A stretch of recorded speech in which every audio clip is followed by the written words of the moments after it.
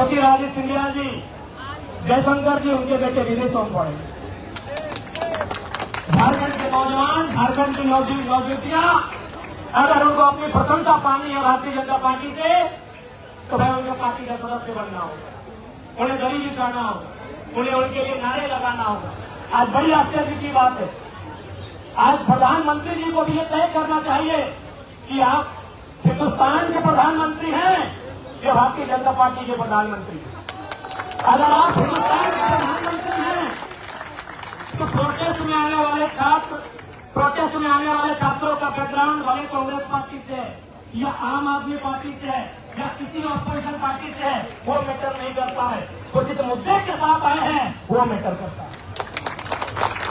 यदि आप देश के प्रधानमंत्री हैं तो प्रोटेस्ट करने वाले छात्र, उनके अभिभावक, उनकी आइडियोलॉजी, उनकी पॉलिटिकल आइडियोलॉजी क्या है वो मैटर नहीं करता है।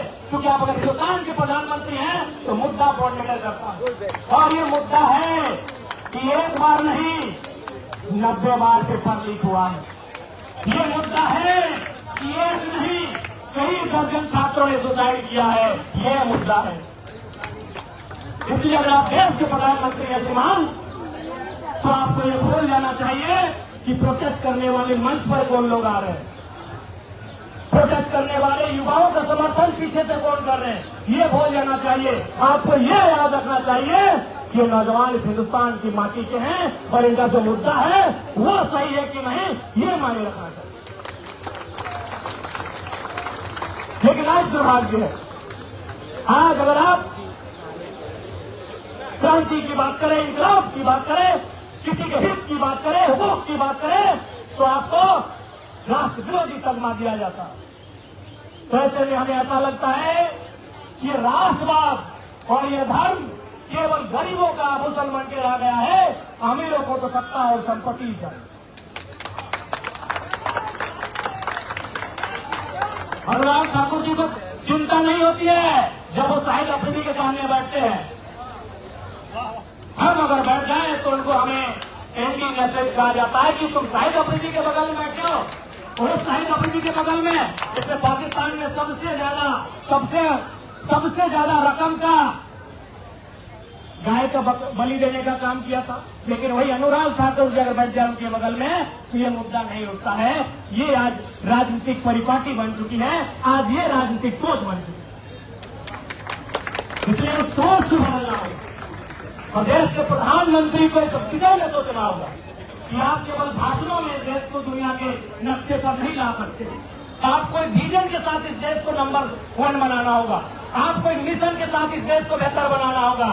और दुनिया की तारीख गवाह है, जिन देशों ने लोकतंत्र को अपनाया, जिन देशों ने दुनिया के मानचित्र पर अपना विशेष स्थान बनाया, उन्होंने एजुकेशन सिस्टम में क्रांतिकारी बदलाव किया।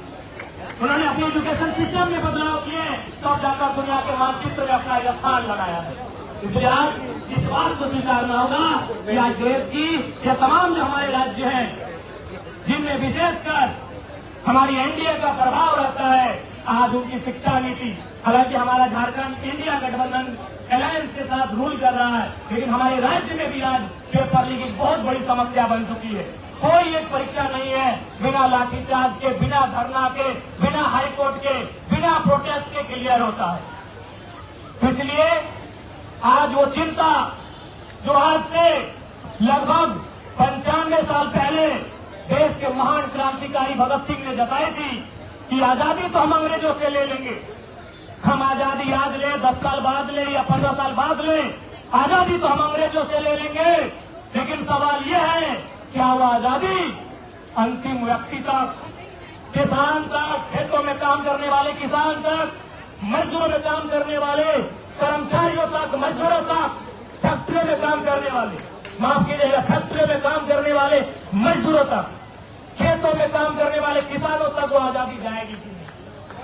शहीद आजम भगत सिंह की सबसे पहली चिंता थी, सबसे बड़ी चिंता थी कि आजादी खेतों में काम करने वाले किसान तक पहुंचेगी नहीं, या फिर 10% कॉर्पोरेट के हाथ में आजादी रह जाए। ये चिंता भगत सिंह की थी और इस चिंता पर मुहर प्रधानमंत्री जी को अपने पन्ने पलटने चाहिए। भगत सिंह की ये जो चिंता जो उन्होंने जताई थी कि आजादी गांव तक, खेतों तक, कल्याणों तक जाएगी, यह 10% अमीरों के हाथों में आजादी रहेगी, इस चिंता पर मुहर किसी विपक्ष ने नहीं लगाया। इस चिंता पर मुहर प्रधानमंत्री के महान नेता अटल बिहारी वाजपेयी ने लगाया, जब उन्होंने कहा लाल किला के मैदान से कि कलकत्ता के फुटपाथों में नंगे बदन जो आम यहाँ से आते हैं उनसे जाकर पूछो 15 अगस्त के बारे में क्या कहते हैं। उनसे जाकर पूछो कि 15 अगस्त के बारे में क्या कहते हैं। ये किसी ऑपोजिशन की आवाज नहीं है, ये नरेंद्र मोदी हमारे देश के आदरणीय प्रधानमंत्री उनके नेता का हुआ था। इसलिए आज पूरे देश को इस विषय पर तो सोचना चाहिए। आज देश के हालात पर चिंतन करने की आवश्यकता है। आज हमारे देश की मीडिया का हालात क्या है, आज ब्यूरोक्रेसी का हालात क्या है, जो स्वतंत्र व्यवस्थाएं थी, सीबीआई रहे, ईडी रहे, तमाम जो स्वतंत्र व्यवस्थाएं जिनको हम ऑटोनॉमस बॉडी के नाम से जानते थे, आज उनकी क्या व्यवस्थाएं हैं, इस पर देश को चिंता करनी चाहिए। समय का अभाव है, बहुत सारे साथी मंच पर हैं। मैं दिल्ली के जंतर मंतर में प्रदर्शन करने वाले तमाम नौजवान भाइयों बहनों की इस आवाज को, उनकी इस मांग को समर्थन करने आया हूं।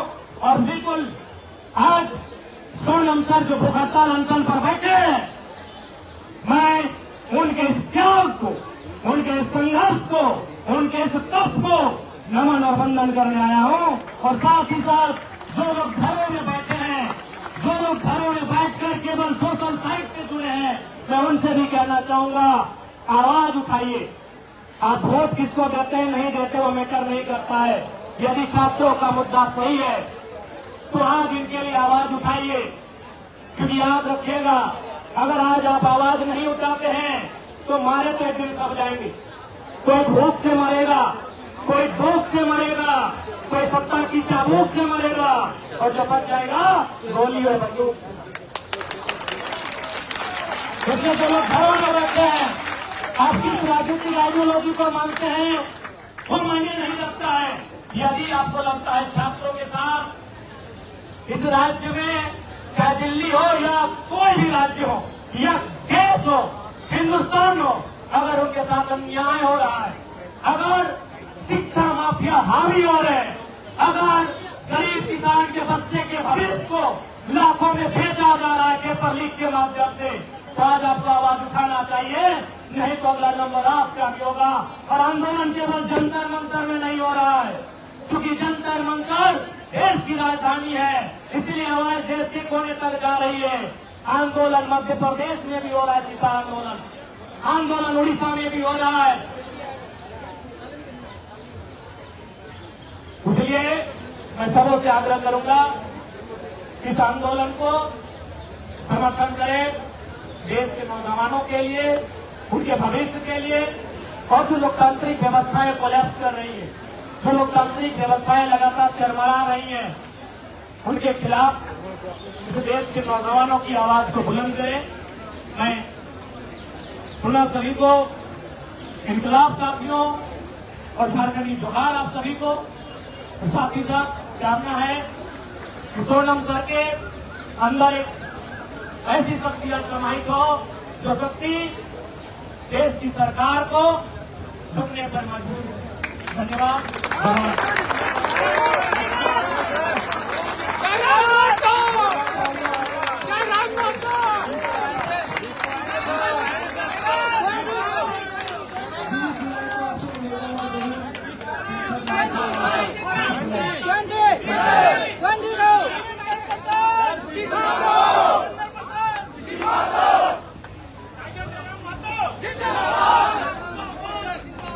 जुलाई को आइएगा sir.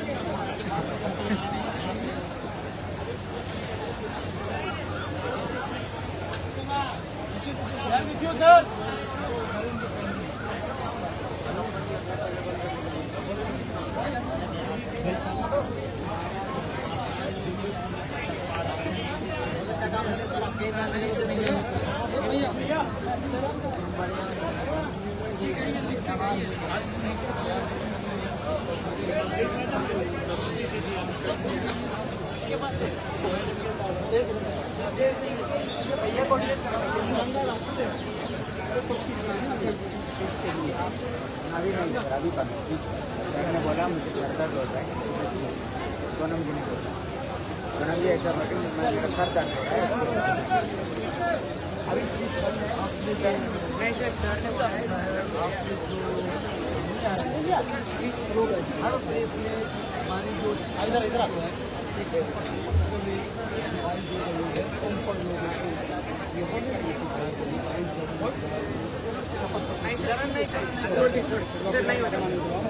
Sir please sir please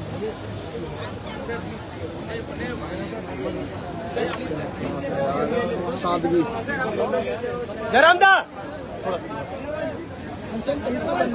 भाई जाइए जाने दीजिए कमाल हो गया टाइगर भैया जिंदाबाद टाइगर भैया जिंदाबाद लगाओ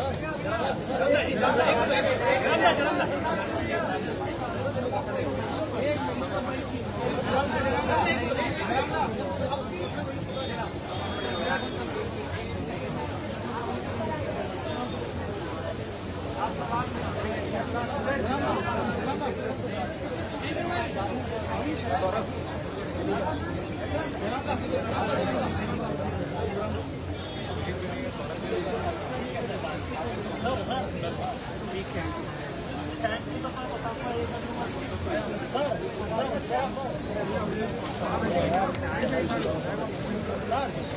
एक मिनट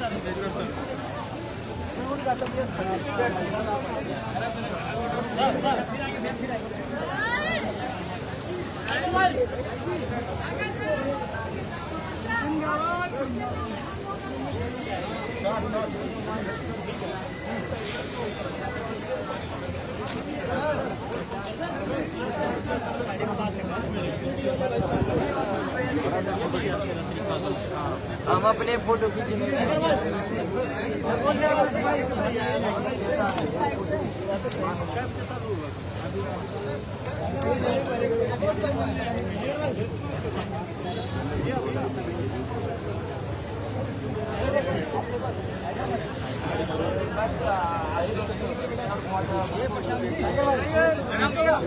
भैया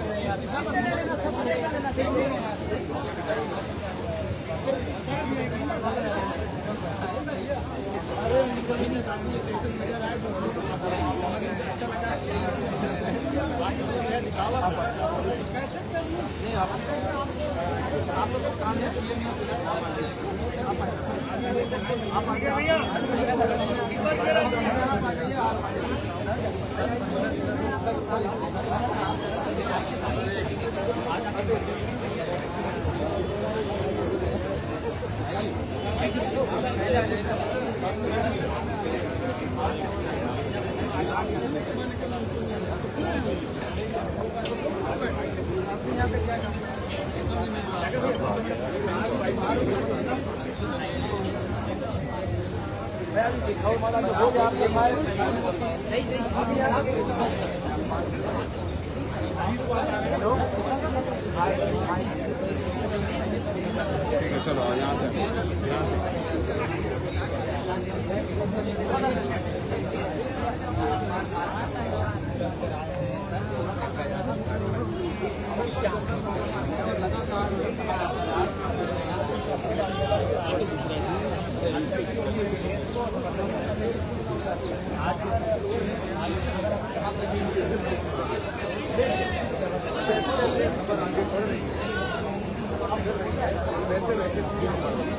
आप जंतर मंतर पर जो अब तक की हो रहे हैं जो तस्वीरें आप देखेंगे तो यहाँ पर अब आपको नजर आएगी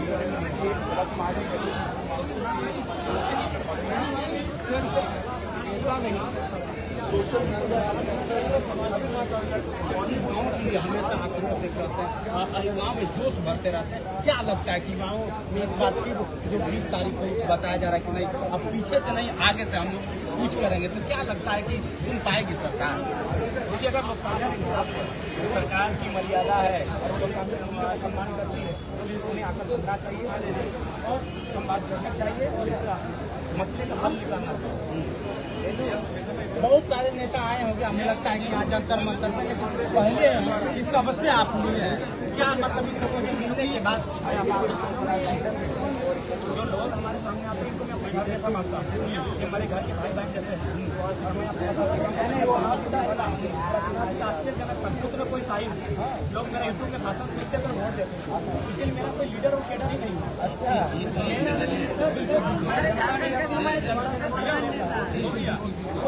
जयराम जी, जयराम जी, 1 मिनट। जयराम जी, जयराम जी,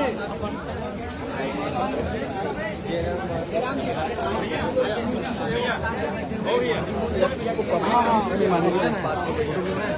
वीडियो की आपको लगा कि व्यक्तिगत अभी ट्विटर में पहला एक व्यक्ति को मैंने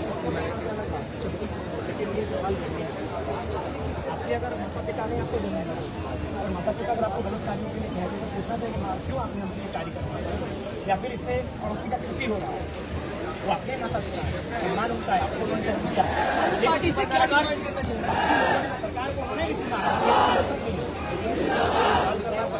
और सरकार को बस करना चाहिए। सरकार पार्टी से क्या डिमांड करना चाहिए, विशेषकर को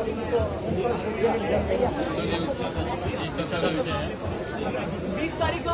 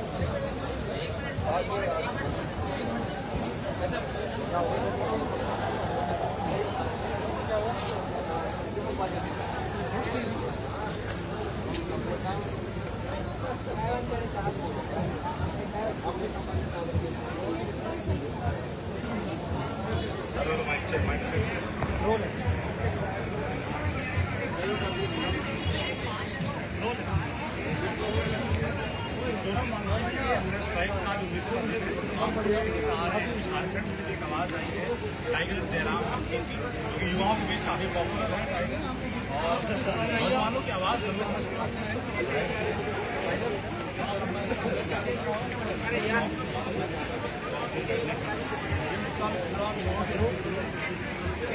कर रहा हूँ, लेकिन ऑटो नेटवर्क की प्रॉब्लम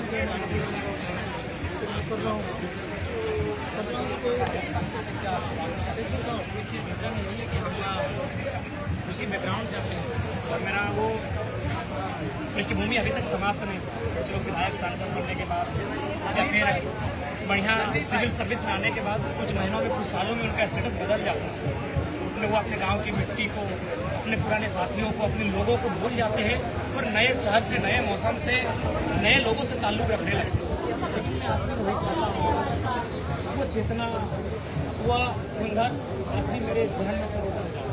जब मैं छात्र में आज भी हूँ, लेकिन आज PhD का शोधार्थी हूँ, लेकिन जब मैं भी किसी एग्जाम को फॉर्म भरता था, चाहे वो किसी मामले की मामले का फॉर्म वहाँ देने के लिए 3, 4, 5 गाड़ियाँ बनती परीक्षा में जाकर भेजता था। तो अनुभव आज भी हमारे साथ, खासकर बहनों का अनुभव कि मेरी बहनें जब जाती हैं साथ में किसी को लेकर जाती हैं, छोटा बच्चा है तो उसको भी साथ में लेकर जाती है, लेकिन जब वापसी के क्रम में उन्हें पता चलता है कि पेपर लीक हो चुका है तो उन्हें ऐसा लगता है मानो कि उनका पाँव तले जमीन ही खिसक है।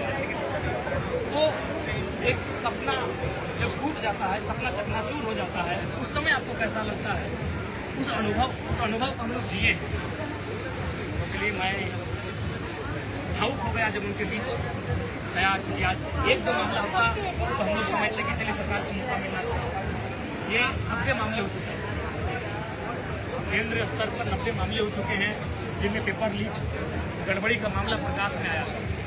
और उसके बाद भी अगर आप कार्रवाई नहीं कर रहे, आप साहस नहीं जुटा पा रहे अपने कर्तव्य से विमुख होने का, आप नहीं हो रहा है आपसे, तो आप अपने कर्तव्य से इस्तीफा दे दीजिए। आप नए व्यक्ति को नए तरीके को मौका दीजिए। आप आके संवाद करिए। लोकतंत्र मतलब क्या? संवाद, बातचीत करना। ये सरदार पटेल, गांधी, नेहरू, बोस, आजाद, भगत सिंह, अशफाक उल्लाह खान का देश है। ये संवाद होना चाहिए। सरदार पटेल कहते थे कि लोकतंत्र में लोगों की मांगे सही है या गलत है मायने नहीं है। अगर एक बहुत बड़ी आबादी किसी मांग के ऊपर अडिग है तो उस मांग पर विचार करना चाहिए, उस पर संवाद होना चाहिए। अच्छा, अभी बताओ, संवाद की बात कर रहे हो, 19वां दिन है, हालत खराब है, क्या आपको लगता है कि आप खुद भी विधायक सरकार को करीब से देखते हो, सरकार के चरित्र को भी करीब से देखते हो, 19 दिन हो गए, सरकार क्यों नहीं आ रही बात करती? देखिए, इसमें अभी तो देश का माहौल है, वो माहौल पूरी तरह से नरेंद्र मोदी जी के नेतृत्व में डाइवर्ट हो चुका है। माहौल एक धार्मिक ध्रुवीकरण का रूप ले चुका है और अगर हमें लगता है कि सोनम सर को कुछ अप्रिय हो जाता है इनके साथ, तो भी देश की बहुत बड़ी आबादी को फर्क नहीं पड़ेगा। मैं आज उनके सामने खड़ा होकर ये कहने की हिम्मत कर रहा हूँ, क्योंकि मैंने अपने कम उम्र में, क्योंकि मैं एक दार्शनिक छात्र हूँ, मैं दार्शनिक का छात्र हूँ, मैं फिलोसफी का स्टूडेंट हूँ, मैं PhD का स्कॉलर हूँ, तो मैं जो चीज़ें मैं रिसर्च करता हूँ, जो चीज़ों को मैं आत्मा मंथन करता हूँ, मैं ये अनुभव कर रहा है कि सर को अगर कुछ बड़ी अप्रिय घटना भी इनके साथ घट जाती है तो देश की बहुत बड़ी आबादी को नहीं पड़ेगा, क्योंकि देश के प्रधानमंत्री जी ने देश के माहौल को विकास से डाइवर्ट करके ले जब राष्ट्र या राज्य और दुनिया का कोई देश हो, कोई राज्य अगर वो धार्मिक आधार पर उस देश के निर्माण की बात है तो वहाँ इस प्रकार की कई प्राणों की आहुतियाँ आपको सोचने के लिए विवश भी नहीं करती।